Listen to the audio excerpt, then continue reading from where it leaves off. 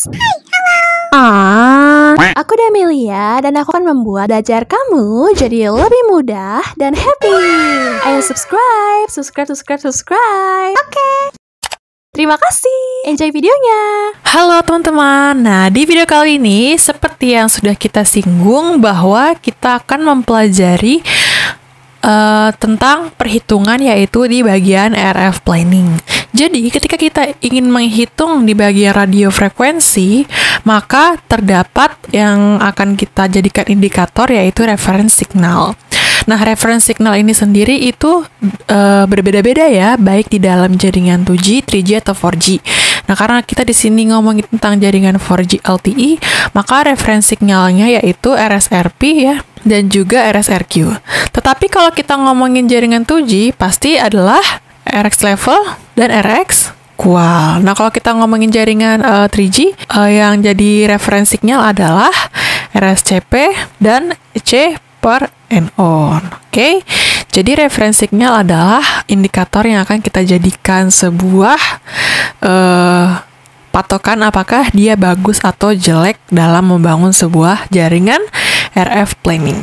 RSRP atau Reference Signal Receiver itu sebenarnya apa sih? Nah, jadi RSRP itu teman-teman, oke, kita next dulu ya. Dia adalah seperti ini. Kuatnya daya yang diterima U itu seperti apa sih? Jadi, di sini kalau misalnya kita ngomong RSRP, kita ngomongin tentang power, ya kan? Power. Nah, di mana power itu berhubungan dengan daya. Nah, jadi apakah saat si site ini men-serving user-user ya, seperti user 1 sama user 2, apakah RSRP-nya atau dayanya itu besar atau tidak? Nah, kalau misalnya dayanya besar, pasti dia akan di-handle dong oleh dia ya kan? Karena kan mendapatkan daya yang cukup seperti itu. Oke? Nah, ini ada rentan-rentannya teman-teman. Jadi RSRP itu dia mempunyai nilai yaitu dari min 140 dBm, jadi satuannya adalah dBm, sampai min 44 dBm. Dimana semakin besar akan semakin bagus. Artinya ketika dia ke sana ya, semakin mendekati si min 44 itu akan semakin baik. Dan ketika dia menjauhi ya ke sana, berarti dia semakin buruk gitu. Atau semakin jelek lah sinyalnya atau dayanya. Nah, kalau dayanya itu nggak dapat, pasti si user ini tidak bisa di-serving oleh si site. Nah, karena site-nya tuh dayanya lumayan bagus ya, lumayan besar, coverage-nya besar, maka si user ini bisa ditangani oleh dia. Nah, biasanya teman-teman, ketika kita ingin memplanningkan sebuah jaringan RF planning, itu kan kita menggunakan tools-tools ya. Salah satunya adalah Atoll. Nah, dalam Atoll ini kan kita bisa nih ya, kayak nge-planning sebuah jaringan LTE di daerah tertentu, misalnya daerah Bandung atau daerah Bekasi. Nah, ketika kita sudah planningnya sudah jadi, pasti kita kan bisa lihat nih ya, berapa sih nilai RSRP yang telah kita buat simulasinya. Nah, biasanya itu terdapat indikator kayak warna-warna ya kan, ada warna hijau yang paling bagus, nanti ada juga warna kayak oranye, terus warna kuning, terus pokoknya paling jelek tuh warna merah. Nah, gitu kan. Terus ada juga warna biru. Kalau biru tuh kayak paling wah dahsyat dah dayanya. Makanya di sini yang lebih dekat itu lebih powernya lebih besar ya di sini karena warna biru. Kalau yang agak jauh warnanya itu merah karena dia adalah di luar dari coveragenya. Artinya di sini powernya tuh nggak dapet karena di sini maksimal powernya di sini doang. Oke, karena di sini maksimalnya, maka ini nggak dapet sehingga warnanya merah, gitu. Nah, biasanya kita kan kalau memplanningkan kan hanya menggunakan beberapa warna aja ya. Kayak warna biru tadi, terus hijau, merah, sama oranye, sama kuning ya kan. Nah, kalau misalnya kita ingin lebih hasil yang lebih presisi ya, kita pengen lihatnya secara detail, lebih banyak range-nya, maka dalam melakukan pengukuran itu, dia akan menggunakan semua warna. Jadi warnanya itu ada sangat banyak, tidak hanya biru, merah, ada misalnya kayak ungu, ada misalnya kayak ijo-ijonya juga beragam gitu kan. Nah, itu semakin banyak warna, maka kita bisa melihat nilai RSRP-nya itu semakin presisi. Dan biasanya itu operator menggunakan warna yang banyak itu agar mereka bisa melihat performansinya lebih detail lagi, tidak hanya terpaku oleh beberapa warna saja. Oke, rumusnya seperti apa? Jadi RSRP ini dia punya rumus ya teman-teman. Rumusnya adalah RSSI dikurang min 10 log 12 kali N. Di mana N-nya itu merupakan number of resource block. Nah, resource block ini tergantung ya pada bandwidth yang dipakai, dan bandwidth itu juga tergantung pada frekuensi. Jadi frekuensi akan mempengaruhi nilai si RB ini. Semakin banyak jumlah si RB ini, maka semakin jelek. Dikarenakan apa? Karena resource block itu kan menghandle banyak orang ya. Semakin banyak yang make nih, berarti kita berebutan dong dalam menggunakan service dari si site itu. Nah, maka dari itu semakin besar semakin jelek nilainya. Oke? Nah, nanti ketika kita sudah membuat nih RSRP-nya sudah jadi, dengan site yang existing nih ya, site yang ada saat ini, apakah RSRP-nya itu sudah baik gitu kan? Kalau misalnya, oh ternyata RSRP-nya nih kurang baik nih di site ini, berarti yang harus dilakukan adalah dia ngecek nih ke lokasi. Jadi ada orang drive test, ngecek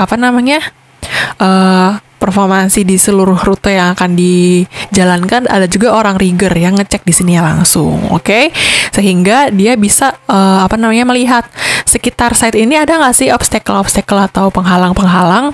Nah, kalau misalnya ada penghalang, oh berarti di sini nih, kan misalnya penghalang itu kayak pohon gitu ya. Oh berarti pohon ini nih ngalangin kita nih supaya men-serving user karena kan terkena pantulan. Ya, kenapa kena pantulan? Dikarenakan dalam wireless kita menggunakan gelombang elektromagnetik yang perantaranya adalah udara. Di mana udara itu ada bermacam-macam benda-benda ya teman-teman di situ. Baik itu dari sisi air hujan, kalau misalnya ada hujan, baik itu dari sisi pohon seperti ini, atau ada gedung, misalnya ada gedung di sini, gedung bertingkat, itu kan juga akan mempengaruhi. Nah, nanti kalau bisa dalam memplanningkan sebuah site itu kondisinya harus loss, line of sight, karena supaya dia tidak mengandung pohon-pohon seperti ini. Jadi kondisinya itu ininya hilang gitu. Nah, kayak seperti ini line of sight. Jadi langsung set supaya dayanya itu yang diterima besar. Oke? Nah, kemudian di sini kan untuk menghitung RSRP-nya kan ada RSSI ya. Nah, RSSI-nya itu apa sih? Jadi RSSI itu adalah ini Receive Signal Strength Indicator. Jadi ini dia merupakan indikator dari si kuat sinyalnya itu sendiri yang diterima oleh CUI. Di mana indikatornya itu dia akan menghitung semua sinyal yang dikirim, baik itu dari sisi noise, dari sisi power sinyalnya, maupun dari sisi interference. Oke? Yang jelek kayak, yang bagus kayak, yang ada masalah, dia akan tetap ditambahkan di dalam RSSI ini. Makanya rumusnya adalah P1 tambah P2 tambah P3. Nanti dari semua sinyal-sinyal ini, nanti dia akan dimasukkan nilainya dalam sini, RSS ini. Oke? Nah, selanjutnya terdapat referensinya lagi dalam 4G, yaitu RSRQ. Kalau yang sebelumnya kita ngitung tentang powernya, yang berkaitan dengan coverage, ya, berapakah luas si site itu bisa men-serving. Di sini kita berbicara tentang kualitas sinyal yang diterima, dinamakan dengan RSRQ. Jadi reference signal receive quality. Apakah dengan coverage-nya segitu kualitasnya bagus atau jelek gitu ya. Nah, jadi dalam menentukan RSRP itu ada range-nya juga teman-teman. Semakin dia mendekati ya min 3 dB itu akan semakin baik ya. Jadi ke sana akan semakin bagus. Sedangkan dia kalau misalnya menjauhi ya seperti ini, menjauhi nilai si min 3 dB ini sampai ke sini lagi itu, maka kualitas yang diterima oleh user itu akan semakin jelek ya. Jadi kualitas itu mempengaruhi dong ya kan, mempengaruhi dari sisi usernya. Kalau misalnya kita dapat sinyal, kita pengen YouTube-an nih menggunakan jaringan 4G, kita dapat sinyal tetapi kualitasnya tuh kurang bagus, kayak sering loading lah, sering kalau misalnya kita lagi Zoom atau nggak lagi video conference, sering connection-nya sering loss lah, itu kan kurang menyenangkan ya kan. Nah, maka dari itu di bagian RSRQ itu akan perlu dipertimbangkan juga ketika kita ingin melakukan radio frequency planning. Kemudian RSRQ ini itu bisa kita hitung nilainya menggunakan rumus, yaitu RSRQ sama dengan RSRP yang tadi dikali dengan N atau resource block-nya ya. Terus semuanya ini akan dibagi dengan RSSI. Oke, RSSI yang semua sinyal baik itu noise, interference ataupun yang powernya itu akan ditambahkan di sini. Tapi teman-teman, dalam menghitung reference signal dalam si 4G ini itu tidak hanya terpaku pada RSRP dan RSRQ saja. Ada parameter-parameter lain ya. Seperti contohnya adalah SINR atau Signal to Interference Noise Ratio. Jadi di sini akan dinilai rasio dari sinyalnya terhadap si interferensi yang disebabkan oleh si noise. Nah, jadi ada beberapa penyebab ya. Sinyal itu terjadi interferensi atau noise. Yang pertama adalah ketika usernya itu diserving oleh frekuensi, ya, baik dari sisi site 1 seperti ini maupun dari sisi site yang 2. Jadi dia sama-sama diserving sehingga sinyalnya itu bertabrakan. Karena apa? Karena dia menservingnya itu dalam waktu yang bersamaan. Apalagi ketika kedua frekuensi ini sama lagi nih, yang sama lagi, udah sama, terus udah gitu dia waktunya juga sama, wah pasti terjadi interferensi. Nah kalau terjadi interferensi yang tidak baik ya, dampaknya itu bisa terjadi block gitu ya. Jadi layanan dia akan diblok sehingga dia tidak bisa di-serving gitu. Nah, maka dari itu untuk menghindari terjadinya interferensi kita perlu adanya netboard cell ya, atau sebelum frekuensi-frekuensi ini dibuat dia ada yang namanya guard band-nya di sini di samping-sampingnya supaya tidak terjadi interferensi seperti itu. Oke? Dan juga tidak boleh dalam frekuensi yang sama berdekatan seperti ini. Nah, kalau misalnya dia frekuensinya sama dan juga PCI-nya sama, nanti kita akan belajar PCI-nya ke depannya. PCI itu adalah identitas dari si sektor.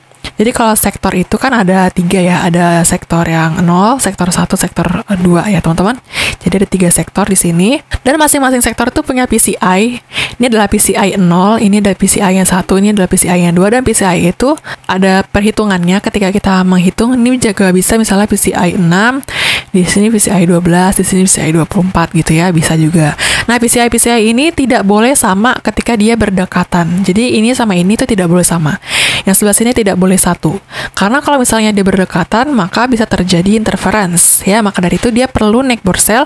Dan ketika dia nilainya pengen sama nih, misalnya di sini 1, terus ada 1 juga, maka dia perlu jarak tertentu. Jadi jaraknya agak lumayan jauh dibanding yang sebelah sini supaya dia tidak terjadi interferensi. Kemudian ada juga penyebab keduanya di sini adalah sinyal lain itu masuk. Jadi kan frekuensi Telkomsel, frekuensi XL, frekuensi Indosat itu kan ada range-nya masing-masing ya. Dan dia sudah ditentukan oleh telekomunikasian di Indonesia ya.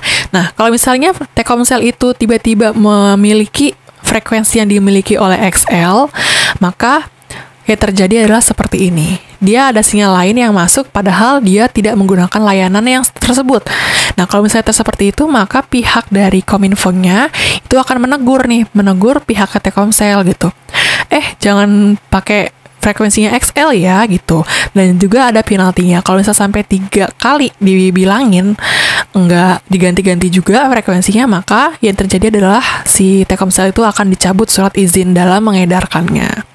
Oke, maka dari itu perlu dimonitor nih supaya dia tidak sama ya frekuensi-frekuensi antara operator ini dan juga tidak terjadi interferensi karena kedua frekuensi yang saling bertabrakan. Oke guys, lalu ini rumusnya ya.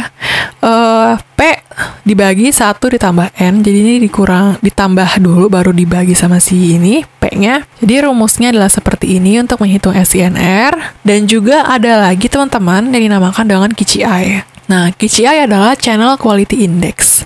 Jadi KCI ini akan menentukan modulasi yang digunakan. Terus dia juga menentukan kode rate-nya dan efisiensinya. Dimana dalam menghitung KCI itu harus dalam kondisi dedicated mode, yaitu kondisi downlink. Jadi dari site itu ke user.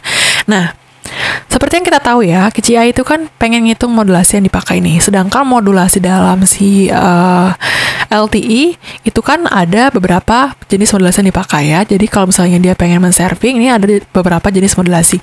Ada QPSK seperti ini, ada 16 QAM, ada 64 QAM, dan ada juga yang terakhir 256 QAM. Oke? Nah, semakin dia dekat dengan si site, ya seperti ini misalnya jaraknya tuh dekat sekali, maka dia akan menggunakan QAM. Dan QAM-nya itu bisa 16, bisa 64, bisa 256 juga, tergantung kalau misalnya dia jauh dari si site-nya, misalnya di sebelah sini usernya, ya sebelah sini, maka dia akan menggunakan QPSK. Nah, maka dari itu yang menjadi tolak ukur pengukuran modulasi adalah QPSK. Karena ketika jaraknya jauh nih, si pelanggan sudah mendapatkan sinyal yang baik, otomatis QAM juga pasti baik dong, ya kan?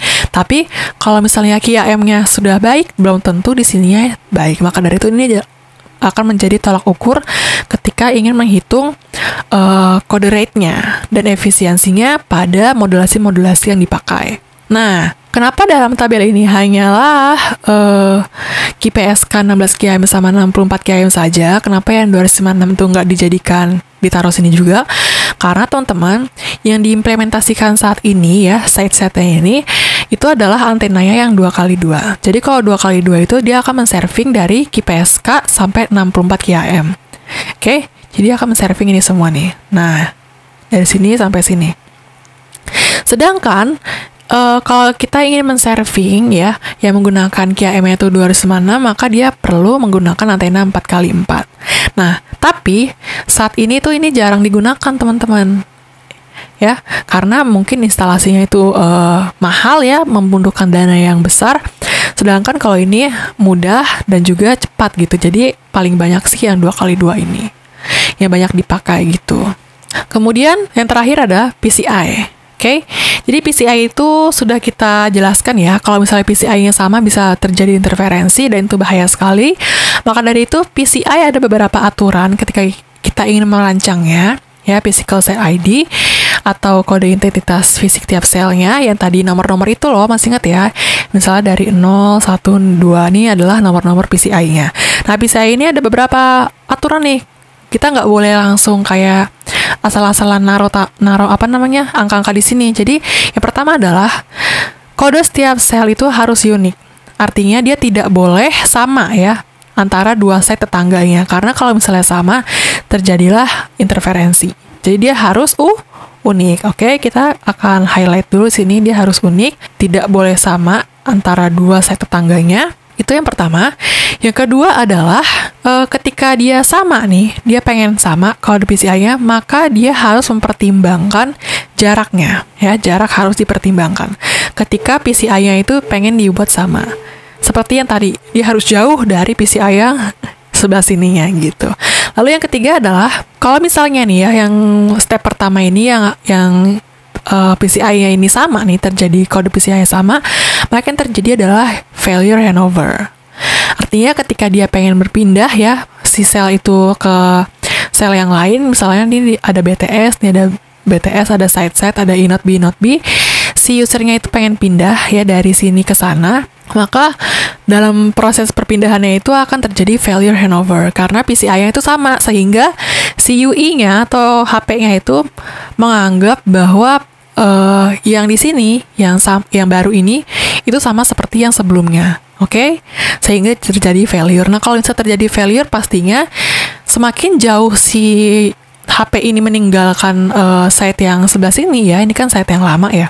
Semakin dia jauh, dia kan bergerak ya, semakin dia jauh, maka lama-kelamaan kualitasnya juga semakin menurun, sehingga dia tidak bisa di-serving lagi. Dan itu sangat tidak diinginkan oleh si user ya kan. Gak mungkin kan kalau misalnya dia lagi menggunakan layanan tiba-tiba putus, itu kan gak enak ya. Nah, maka dari itu PCI juga merupakan tolak ukur yang penting dalam mendesain ya, dia tidak boleh sama.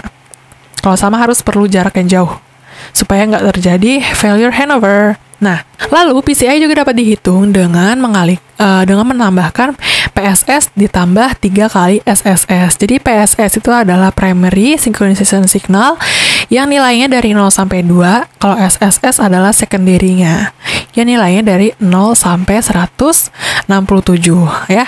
Artinya kalau PSS itu jumlah keseluruhannya ada 3 karena 0, 1 sampai 2 gitu ya, berarti ada 3. Kalau 167 ada 168, yaitu dari 0 sampai 167.